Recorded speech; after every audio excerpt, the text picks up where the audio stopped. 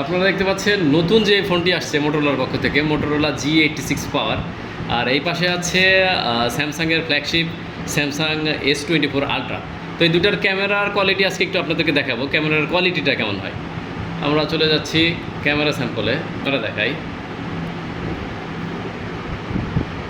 দুটোতেই আছি আমরা ফটো মোডে চলে যাই, ফটো মোডে দেখাই। ফটোতে কিন্তু এরকম দেখা যাচ্ছে, কোনটার ক্যামেরা কোয়ালিটি কেমন আমরা একটু ক্যাপচার করি। একটু এদিক থেকে অন্য একটা ক্যাপচার করি, কারণ যে এইটাই আছে। আপনাদেরকে একটু ছবির স্যাম্পলগুলো দেখাই।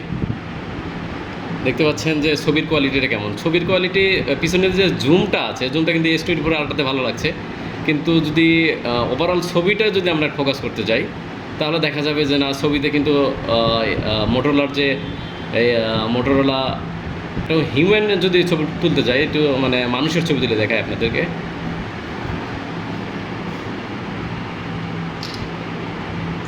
ভাই সুন্দর একটা হাসি দিয়েছে।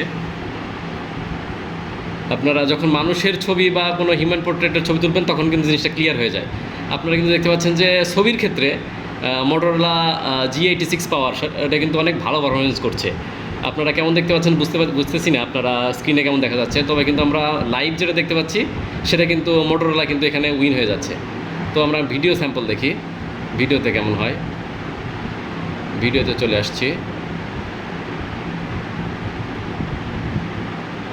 ভিডিও স্যাম্পলে কোয়ালিটি দেখেন, দুটোই কিন্তু ওআইএস থাকার কারণে কিন্তু শেকিং হচ্ছে না। আমরা ভাইকে আবার একটু নিয়ে আসি।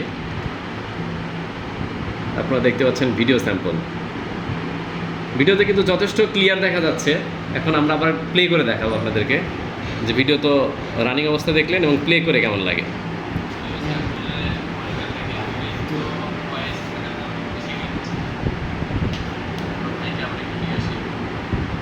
এই ক্ষেত্রে কিন্তু ভিডিওর ক্ষেত্রে কোয়ালিটি কিন্তু কোনোটাই আসলে ফেলে দেওয়ার মতো না, দুটার কোয়ালিটি যথেষ্ট সুন্দর। কিন্তু যেটা আমার কাছে মনে হচ্ছে যে আপনার ভিডিওর ক্ষেত্রে ডিটেলসের ক্ষেত্রে ডিটেলস দেখা যাচ্ছে যে S24 আলট্রা উনি ভালো ক্যাপচার করতে পারতেছে। আর আপনার ক্যামেরার যে মানে ডার্কনেসটা, এটা কিন্তু ডার্কটা কিন্তু ক্ষেত্রে S24 আলট্রাতে কিন্তু একটু ডার্ক মনে হচ্ছে, মানুষের হিউম্যানের যে ফেসটা ওটা কিন্তু ডার্ক একটু মনে হচ্ছে। আর মোটরোলা G86 পাওয়ারের এটা কিন্তু যখন হিউম্যান ফেসের ক্ষেত্রেও কিন্তু একটু ক্লিয়ার একটা ভাব আছে, একটু ফর্সা ভাব আছে। যারা আসলে ক্লিয়ার ফেস খুঁজছিলেন তারা কিন্তু এই প্রাইস রেঞ্জে এসে, যদিও এটার কম্প্যারিজন চলে না, কারণ দুইটার অনেক দামে ডিফারেন্স রয়েছে, সেক্ষেত্রেও কিন্তু যদি এই রেঞ্জে আসেন আপনি 30,000 টাকার আশেপাশে, তাহলে কিন্তু মোটরোলা G86 পাওয়ার যে ফোনটা, সেটা কিন্তু খুব ভালো পরিমাণে পারফরমেন্স দিচ্ছে।